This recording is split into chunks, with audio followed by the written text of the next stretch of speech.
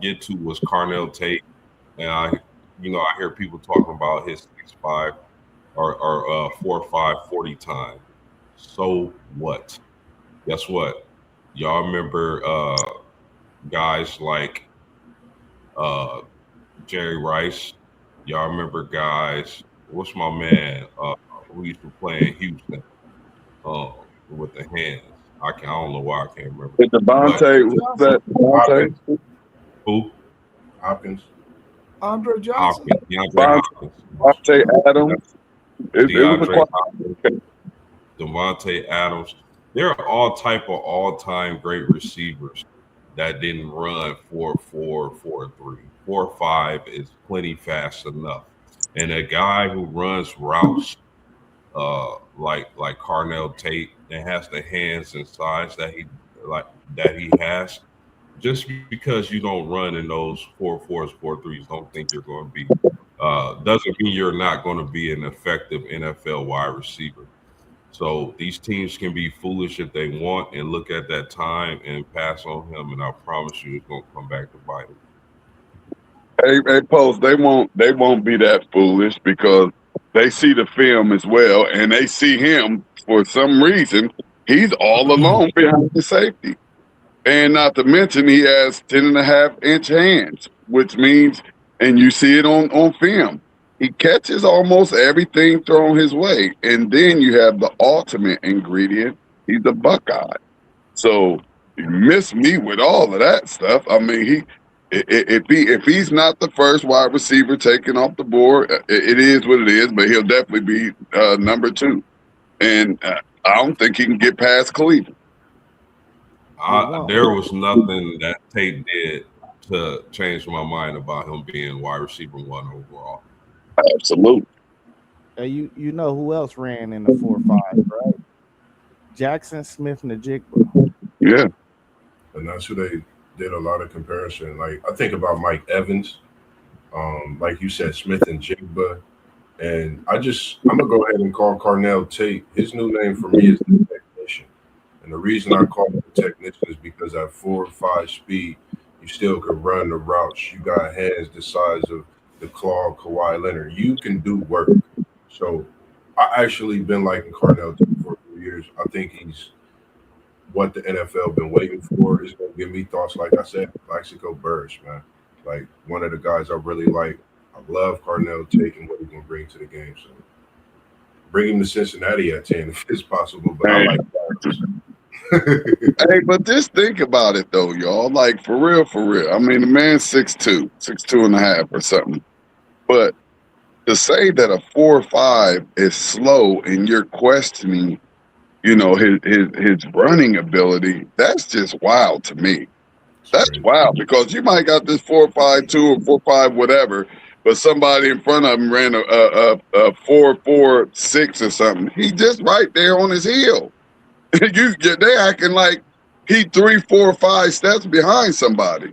Like he's still right there on the heel of a 4.3. You know what I mean? So, I think that's ridiculous to say that a 4.5. And I understand you want the receivers running a 4.3, but those receivers are probably 5'8", 5'9", 5'10". And that's when we do say it's impressive when we see, a wide receiver or a quarterback or a linebacker run a 4.3, run a 4.4. I get that. But, to try to drop a wide receiver because of his 40 time when the film doesn't lie and he wasn't slow. Now, if he would have ran a 4.6, a 4.65, 4.68 or something, then I maybe could rock with you a little bit. But 4.5, that's good. And not to mention, he'll probably run a 4.4, somewhere in the mid 4.4s at Pro Day. He probably will run it again at Pro Day to get a better time. But, man, I thought was a couple guys that helped out a lot yesterday. And the main one I would say is Deion Burks in Oklahoma. I thought Deion Burks went out there and balled out. He was already a guy in my book. But I think he's creeping closer to that first round. So the thing with him is, though, we didn't see we all last year. We was like, man, we got dude in Oklahoma that's they don't have no receivers. Nobody's getting open to the. I'm starting to really think it was coaching, bro, at this point, because the way Deion Burks ran that 4-3-5, just seeing him and Chris route running yesterday, I'm like, man, I don't know how they couldn't get this guy open.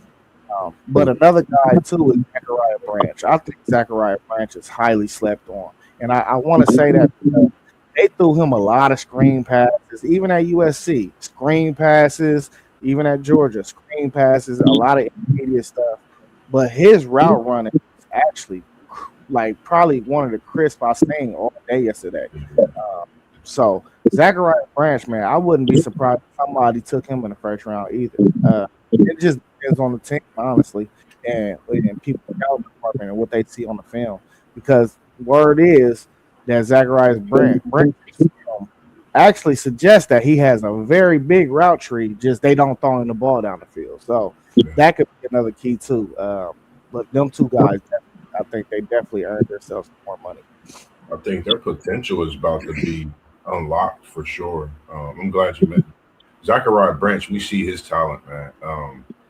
I think whoever gets both of these receivers are going to get something special. Branch, I think he brings a whole different element, kind of like Percy Harvin. Like you got to look at some of these hybrid receivers and their speed and the skill and what they can do. Like you said, with route running, he's special. I think he's just going to be unlocked once he's drafted. Yeah, I think Deion Burke did himself a really good service yesterday in the combine, along with Brennan Thompson in terms of the speed, possibly to be a return guy, not necessarily as a wide receiver in the NFL. His route running, his ability to catch the football and all that is not because he went from Texas to Oklahoma to Mississippi State, but the speed is there. So as a return guy, I think he did himself some service there. Deion Burks, of course, and then Zachariah Branch. I think he really helped himself out a lot. If he had a better quarterback, we really would have to see just how talented Zachariah Branch is. This Georgia team was not a team that would throw the ball down the field a whole lot. That was a big knock on Gunner Stockton all season. We seen him do it at the Tennessee game, but we didn't see it much after that. And I think if he would have been able to give those kind of throws to Zachariah Branch during the season a lot more, he really would be one of the top receivers that we would be talking about. In terms of Carnell Tate running that 4.54, if I'm an NFL scout and I'm gonna go on the opposite side, not because I don't think that he's gonna be the number one wide receiver pick, because I think he will be. But if I'm looking at his film, I'm wondering, was he the beneficiary of having Jeremiah Smith on the other side of it? But he runs really good routes. So you can't say that he's not, or he only was good because of that. Because his route running is phenomenal. So I hope that these scouts really look deep into how good of a receiver he is, as opposed to just thinking that, oh, he put up these numbers, he's this or that. I hope that they really go back and look at everything that he does, so that way they really can determine, yeah, this guy really is that good. He just wasn't the beneficiary of having Jeremiah Smith on the other side of it. He's a Buckeye. That's all. That's all you need to know. You're a Buckeye. Watch the film, and you know what more. Archie Griffin was a Buckeye and a two-time Heisman Trophy winner, and he was a bust in the NFL. But guess what? These wide that's coming to the NFL year after year after year after year. I mean, Smith and Jigba was just the offensive player of the year in year number 2. Yeah. You know, Marvin just needs a quarterback. I mean, everybody. If you're NFL team, you want a Buckeye wide receiver. If I'm lying, I'm lying. Hey, Yeah, I got I'll an just interest. add that I would just Go add ahead. that Carnell Tate has dominated on every level of football he's played thus far, high school and college. I don't think it's going to be any different in the NFL. But I mean, Rob did bring up a good point. How much of that was due to who he was playing with? But I think at the end of the day, Carnell Tate is going to be an absolute stud in the NFL at the wide receiver position. I mean, shoot, at times he was looking better than Jeremiah. Talk about it. You can call it whatever you want to call it, but at times he was. So it was just like pick your poison, y'all.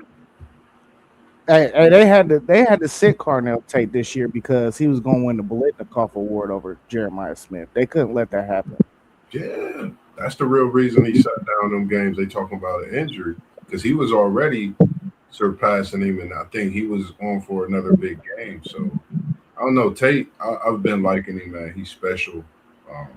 Whatever GM gets Tate, man, they're gonna be getting something very special. And like you said, man, it's a factory down there at Ohio State. They produce wide receivers like no other. We seeing it. You know, it's starting to be a normal thing. And like for me, I don't know. I would like to see him be paired up with Malik Neighbors. You know, you got Ohio State and LSU wide receivers. I think that would be something special for Jackson Dart, Scatterbo. We'll figure out everything else in the offseason, free agency or whatnot if we can. I just think that would be great for him. Man, that statement almost sounds like y'all saying that Jeremiah Smith was benefiting from Carnell Tate. No, Carnell Tate Neither was benefiting because of Jeremiah Smith. Why does anybody have to be benefited though? They're both great in their own rights, man. But they are. I agree with you. But if you're a defensive coordinator, you already know who was Texas making sure didn't kill him. Who was everybody making sure this guy didn't kill us? And everybody who didn't, what happened? Jeremiah Smith killed them. I'm just saying that Jackson Smith Tate killed. Tate has some monster games, and just as one take Zay said, and I believe it now. I don't even know if he was hurt. He was going all the way up to where he was like I said, he was looking like the best wide receiver in college football. Simply because that guy on the other side of him was getting double teamed and triple teamed. Man, come on, man. Y'all know that's the truth. I ain't taking that away from Carnell Tate. I know Carnell Tate is a hell of a baller. But I'm telling you right now, he was benefiting for the fact that he got that dude over there that's the best college football player in the country. Has been the best college football player for going on the third year now when this season starts. So why hasn't he been somebody? Let's get somebody unbiased in the situation. We're gonna direct this question to post game. Because you're biased, man. We're gonna direct this question to post game right now. As a receiver, post game, how much do you value a receiver winning his one-on-one matchup? 100% of the time, you got to be able to win your matchup. I mean, I think two things can be true at once. I think yes, Jeremiah Smith is a freak of nature, and anybody would benefit playing alongside with him. I also believe that Carnell Tate, his own right, is a wide receiver, and I think a lot of us will see that, you know, in the NFL draft